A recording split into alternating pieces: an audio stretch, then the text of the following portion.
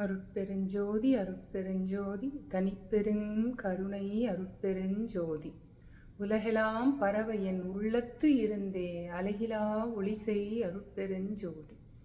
வாழ்க வளமுடன், வாழ்க வளமுடன், வாழ்க வளமுடன். அமைதியாக உட்காந்து என்ன இன்னைக்கு சொல்லலாம் அப்படின்னு யோசித்தேன். ரஷ்ஷாக இருது, எது சொல்கிறதுன்னு புரியல.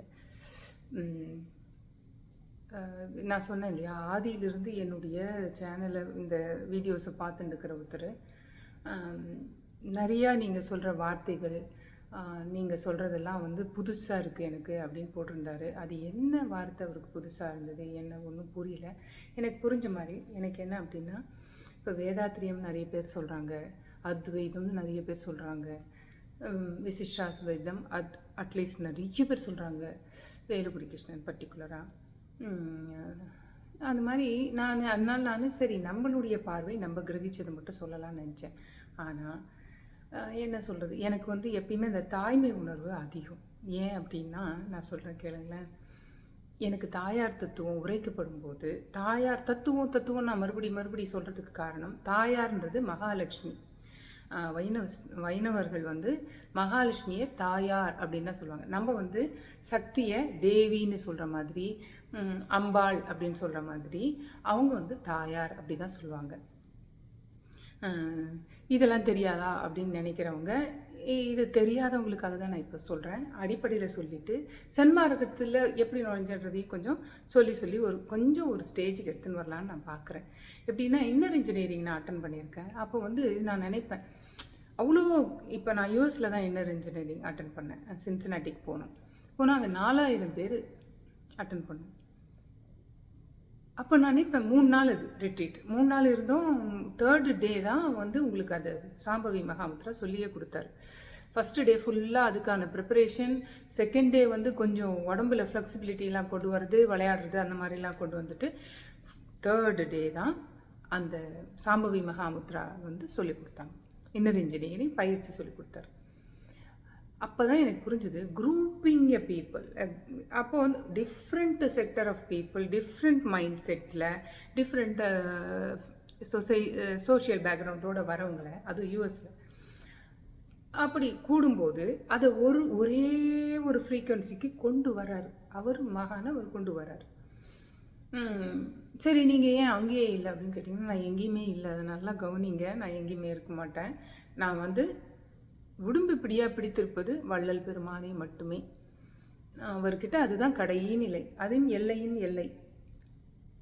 அப்படிதான் இப்போ தோணுது. அப்புறம் வேற தோணுமானா தோன்றதுக்கு வாய்ப்பு இல்லை. ஏன்னா அருட்பெருஞ்சோதி அடைஞ்சு அம்மாயம் ஆயிட்டேன்னா நான் எதுக்கு அதுக்கப்புறம் யோசிக்க போகிறேன். சரியா? இப்போ இன்னர் இன்ஜினியரிங்கை விட்டு இன்னர் இன்ஜினியரிங்லேருந்து என்ன கற்றுனேன் அப்படின்னா, அது அவர் சொல்லித்தரதெல்லாம் கரெக்ட். அவர் பேசுகிறதுலாம் எனக்கு ரொம்ப பிடிக்கும். அந்த எல்லாமே ரொம்ப யதார்த்தத்துக்கு கொண்டு வந்துட்டார். அதெல்லாம் புரிஞ்சுது, கரெக்டு. நான் கூட நினச்சேன், அவரை பார்த்தோன்னே அப்படியே நிகழ்ந்து ஒரு மாதிரி ஆயிடும் நம்ம அப்படிலாம் நினச்சேன் நான். அஃப்கோர்ஸ் அவரை பார்த்தோன்னே ரொம்ப புல்லரிப்பாக எல்லாமே இருந்தது. அப்படியே எனக்கு எந்த கேள்வியும் எழவில்லை கேட்பதற்கு. எனக்கு கேட்குறதுக்கு என்ன இருக்குது? நான் ஆல்ரெடி வேலுக்குடி கிருஷ்ணனில் தான் இருக்கேன் இல்லையா, அவருடைய தத்துவங்கள் அதில் தான் இருந்தேன். அந்த பீரியட்லேயே பேரலாக இவரும் வராரு. Velukkudi Krishnan is a dominant personality in my life. அதில் சத்குரு வரார், ரொம்ப ஃபேன்சியாக வர்றார் இல்லையா. நான் சொன்னேன் ரஜினிகாந்த் மாதிரி எனக்கு தெரிஞ்சார். அதனால நான் பார்க்க ஆரம்பித்தேன். அவருடைய இங்கிலீஷ் ரொம்ப ரொம்ப பிடிச்சிது. எனக்கு எப்பயுமே இங்கிலீஷ் இன்ட்ராக்ட் பண்ணுறது. அப்போ என் பொண்ணு ஸ்கூல் படிச்சுட்டு இருந்தா. அப்போ நான் இன்ட்ராக்ட் பண்ணணும். பேரண்ட் டீச்சர் மீட்டிங்கு ஆகுன்னா கூப்பிடுவாங்க, போகணும், பேசணும். எனக்கு அந்த நான் ஒர்க் பண்ணி வெளியில் போகாததுனால, எனக்கு இங்கிலீஷ் ஃப்ளூயண்ட்டாக வராததுனால நான் என்ன பண்ணுவேன்னா, இன்றைக்கி பேரண்ட் டீச்சர் மீட்டிங் இருக்குது அப்படின்னா சத்குருவோடதெல்லாம் கேட்பேன். அவரோட இங்கிலீஷ் எல்லாம் அப்படி, அதாவது அன்னைக்கு எனக்கு நல்லா வந்துடும். இங்கிலீஷ் பேசுறதுக்கு சூப்பராக வந்துடும். அது மாதிரி ஒரு குணம். அதுக்கு முன்னாடி இப்போ சத்குருக்கு முன்னாடியெல்லாம் இங்கிலீஷ் படம் பார்ப்பேன்.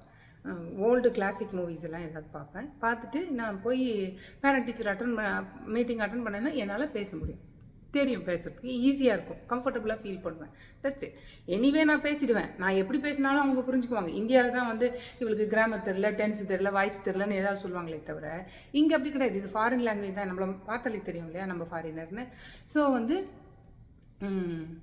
அவங்க வந்து நிதானமாக கேட்பாங்க. நம்மள்ட்ட புரிஞ்சுக்க முயற்சி பண்ணுவாங்க. நமக்காக அவங்க வந்து வேறு மாதிரி பேசுவாங்க. நம்மளுக்கும் புரிய வச்சுருவாங்க. அதெல்லாம் ரொம்ப நல்லாயிருக்கும். யுஎஸ் லைஃபுங்கிறது வந்து as comfortable as India really. அதனால எனக்கு ஒன்றும் இல்லை. நான் அப்படி பார்ப்பேன்.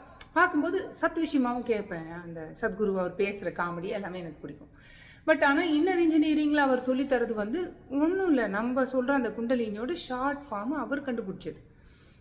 அது வந்து மகாமுத்ரான்றது வந்து என்ன சொல்கிறது, சாம்பவி மகாமுத்ரா ஒரிஜினல் வேறு, அதுக்கு முன்னாடி வேறு ஏதோ சொல்லுவாங்க. எப்படியுமே நமக்கு வரது வந்து கலியுகம் வரைக்கும் வந்த நம்மளுக்கு எல்லாருடைய எண்ணங்களும் ஏற்றி எல்லாருடைய ஒப்பீனியனோட தான் நம்ம எல்லாத்தையுமே கிரகிக்கிறோம்.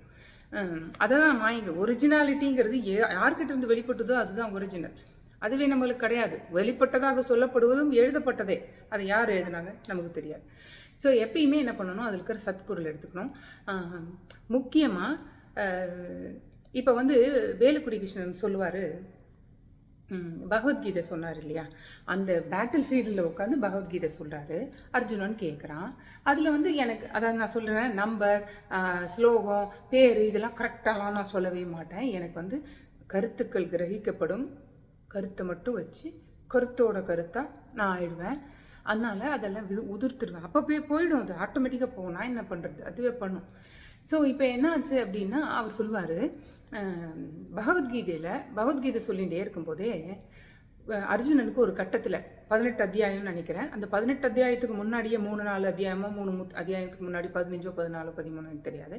அந்த டைம்லேயே அவர்கிட்ட அவன் கேட்குறான், இந்த கர்மாலாம் கழித்து நான் வந்து உன்னை அடையிறதுக்கு சுலபமான வழி இல்லையா அப்படின்னு கேட்குறான். இதுக்கு என்னதான் வழி, நான் என்ன இப்போது நம்ம ஒரு பாவம் பண்ணிட்டோம், அதுக்கு பிராயச்சித்தம் பண்ணுறோன்னு வச்சுக்கோங்களேன். நம்ம என்னமோ எவ்ரிடே நம்ம பண்ணிட்டு இருக்கோம். பாவம் புண்ணியம் என்னன்னு நான் சொல்கிறேன், அது ஒன்றுமே இல்லை. அது நிஜமாக நான் சொல்கிறேனே, ஒன்றுமே இல்லை. திட்டம் போட்டு பண்ணுறோம்ல, அது வேணால் பாவமாக இருக்கலாம். மற்றபடி நான் சொல்கிறேன், ஏமாந்து போகிறது, அறியாமையில் செய்கிறது, வேணுன்ட்டே ஈகோவை யாராவது தூண்டினாங்கன்னா நம்ம செய்யறது, இதெல்லாம் கூட பாவம் தான். ஆனால் அதெல்லாம் வந்து அந்த துரிசை நீக்கிறதுக்கு நான் சொல்கிறேன்.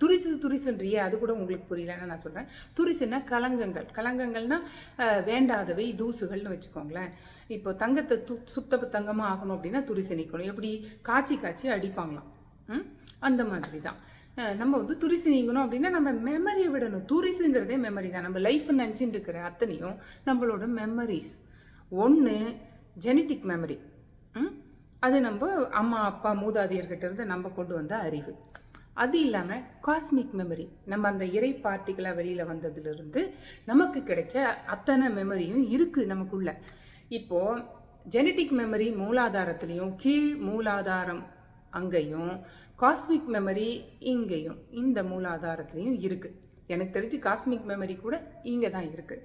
இது எல்லாத்தையும் களைஞ்சிட்டோம்னா இங்கே காட் பார்ட்டிக்கல் நம்ம வெளியில் வந்தோம் இல்லையா, அதை வந்து நம்ம பார்த்துடலாம். ஒரு பார்ட்டிக்கிள் இல்லை, கிளஸ்டர் ஆஃப் பார்ட்டிகிள்ஸ். ஸோ நம்ம அதுவாக கரையும் போது நமக்கு வந்து நிறைய புறப்படும். இந்த இடம் இது வந்து இப்போ புரிதல் எனக்கு ரீசெண்டாக எனக்கு உள்ளுணர்வு புரிய வைத்தது என்னவென்றால், இதுதான் அவர் சொல்கிற அந்த அம்மையப்பன், அந்த சக்தி சிவனும் சேர்ந்துருப்பாங்களே. சரி, அப்புறம் ஞாபகம் சொல்கிறேன். சக்தியும் சிவனும் சேர்ந்த நிலை இருக்குது பார்த்தீங்களா, அது வந்து இதுதான். ஏன் அப்படின்னா, இங்கிருந்து இந்த ஆத்மான்னு சொல்லப்படுகிற அந்த காட் பார்ட்டிகுலர் ஆன அந்த ஒரு கிளஸ்டர் இருக்குது பார்த்தீங்களா, அது இங்கே இருக்குது பார்த்தீங்களா, அதை தூண்டிட்டோம்னா அது வெளிப்பட்டு பிரகாசிக்கும் பொழுது இங்கே இந்த இடத்துல பார்டர் லைன் ஆஃப் சிவம். இதுதான் நிர் ஆதார பெருவெளி. இது வந்து ஆதாரமே இல்லை பார்த்தீங்களா, இதுக்கு எங்கே ரெஸ்ட் ஆகிருக்கு. ஸோ இது நிராதார பெருவெளி. இதோட கனெக்டடாக ஆயிட்டே இருக்கணும் நம்ம. அந்த தான் இங்கே குறுகுறுப்பெல்லாம் நம்மளுக்கு கிடைக்கிறதெல்லாம் வந்து இங்கே உணர்வு நிலை தூண்டப்படும் போது இங்கே இருக்குது நிராதார பெருவெளி. இதோட கனெக்டடாக இருக்கிறதுக்கு தான் அந்த காலத்து ரிஷிகள் முனிவர்கள்லாம் இப்படி கொண்டை போட்டுனாங்கன்னு நான் நினைக்கிறேன். எனக்கு இது பிடிக்கும். குழந்தையிலேருந்து அந்த டாப் நாட் போடுறது எனக்கு பிடிக்கும். டாப் நாட்னா ஒரு ஸ்டைலிஷ் இங்கே போனோம்ல, நான் அப்படி போட மாட்டேன், இங்கே போட்டு உட்காச்சிப்பேன். அஜந்தா கொண்டாடுவாங்க எங்கள் அப்பா. அதுவும் நான் சொல்கிறேன் பாருங்கள், நான் பிறக்கும்போது எனக்கு இந்த இடத்துல ஒரு குண்டா தக்காளி பழம் மாதிரி எங்கள் அம்மா சொன்னாங்க. பெரியசு இல்லை, குட்டியாக ஒரு நெல்லிக்காய் சைஸுக்கு தக்காளி பழம் மாதிரி சக்கச்செவியல் இருந்தா இருக்கும். மண்டை மேலே இருந்து தான் ஒரு கொண்டை. எங்கள் அப்பா சொல்லுவாங்க, என் பொண்ணு பிறக்கும்போதே அஜந்தா கொண்டையோட பிறந்துட்டா அப்படின்னு.